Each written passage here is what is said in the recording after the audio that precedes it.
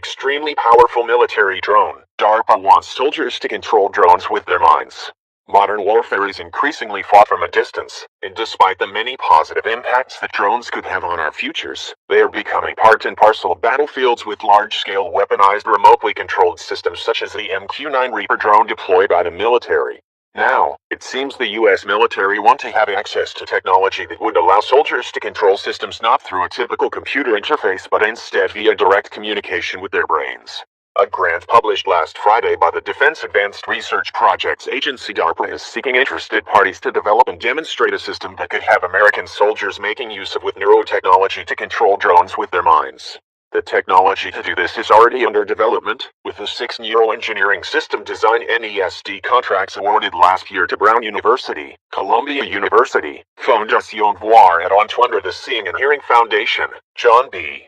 Pierce Laboratory, Paradromics, Incorporated, and the University of California, Berkeley. That project involves the development of an implantable neurodesh system to bridge the gap between the brain and the digital world, converting the electrochemical signals in neurons in the brain into the binary code that drives computer software.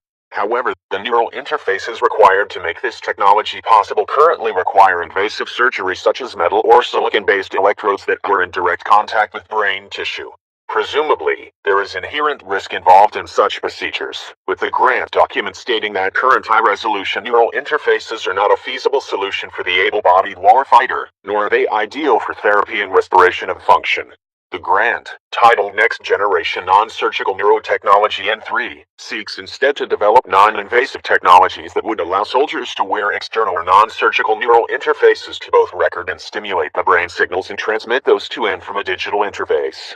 While the potential applications of this technology is certainly bound to be wide-ranging, it is clear without a doubt that DARPA already has a pretty good idea of how they'd like to see the technology applied.